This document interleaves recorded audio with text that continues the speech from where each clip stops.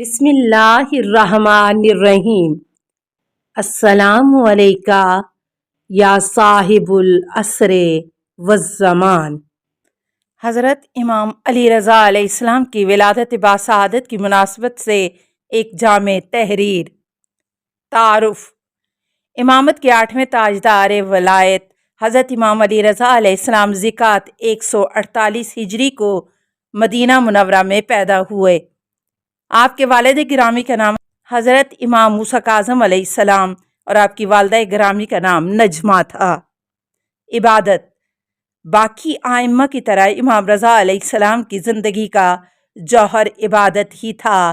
آپ بہت کم سوتے اور سحری کے وقت ہمیشہ عبادت میں مصروف رہتے۔ امام رضا علیہ السلام خود بھی اول وقت میں نماز ادا فرماتے اور دوسروں کو بھی اس کی ترغیب دلاتے۔ ایک مرتبہ مامون کے دربار میں علمی مباحثے کی محفل برپا تھی۔ مختلف مذاہب کے بڑے بڑے علماء اس محفل میں موجود تھے۔ ایک ملحد توحید کے بارے میں امام سے سوال کر رہا تھا اور امام جواب دے رہے تھے۔ جب نماز ظہر کا وقت ہوا تو امام علیہ السلام نے گفتگو کا سلسلہ وہاں ہی منقطع کیا اور نماز کی تیاری میں مصروف ہو گئے۔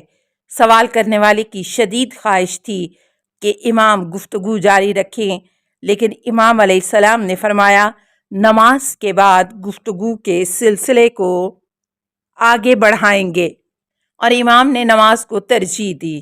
علم۔ امام رضا علیہ السلام کو علم وراثت میں ملا تھا۔ آپ علیہ السلام علم الہی کا خزانہ تھے۔ یہی وجہ ہے کہ ابراہیم بن عباس سے منقول ہے کہ ایسا نہیں ہوا کہ امام نے کسی سوال کو بغیر جواب کے چھوڑا ہو۔ جاسلیک نصرانی عالم تھا۔ مسلمانوں سے یہ کہتا تھا کہ ہمارے نبی حضرت عیسیٰ علیہ السلام کی شخصیت اتفاقی ہے اور تمہارے رسول صلی اللہ علیہ وسلم کی اختلافی ہے، لہٰذا اختلافی کو چھوڑ دیا جائے اور اتفاقی کو لیا جائے۔ مسلمان جواب دینے سے عاجز تھے، لیکن اس نے جب یہ بات امام رضا علیہ السلام سے کی تو آپ علیہ السلام نے فرمایا اتفاق اس عیسیٰ پر ہے جو ہمارے نبی کی بشارت دینے آئے تھے۔ اگر ان کے علاوہ کوئی عیسیٰ ہیں وہ مسلمانوں کو قبول نہیں۔ مختلف زبانوں کا علم۔ اگرچہ ہمارے سب ائمہ تمام زبانوں کے عالم ہوتے ہیں، اس لیے امام علی رضا علیہ السلام کا یہ علمی پہلو بھی تھا کہ آپ تمام زبانوں کے عالم تھے۔ ابو اسماعیل سندھی نقل کرتے ہیں، مجھے بتایا گیا کہ عرب میں اللہ کا ولی اور خلیفہ موجود ہے۔ میں اس کی تلاش میں عرب میں گیا، مجھے امام علی رضا علیہ السلام سے ملایا گیا۔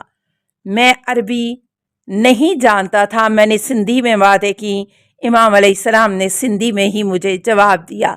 میں نے جتنے مسائل دریافت کیے امام علیہ السلام نے سب کا جواب سندھی میں دیا۔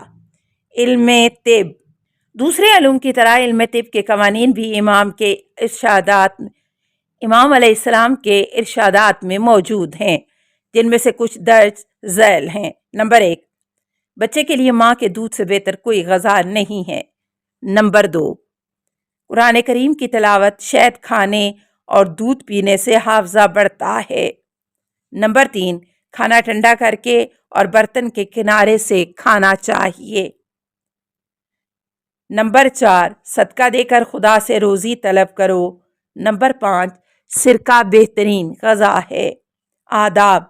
شیخ صدوق لکھتے ہیں کہ امام رضا علیہ السلام کلام کرنے سے پہل نہیں کرتے تھے اور نہ کسی کی بات کاٹتے تھے۔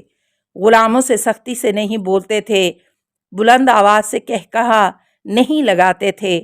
کھانے کے دوران اگر کوئی تعظیم کے لیے اٹھتا تو اسے منع فرماتے کہ رزق خدا کا احترام ضروری ہے۔ کھانے کے وقت کھڑا نہیں ہونا چاہیے۔ انکساری۔ امام علی رضا علیہ السلام کی شخصیت کا ایک عظیم پہلو انکساری اور فروتنی تھا۔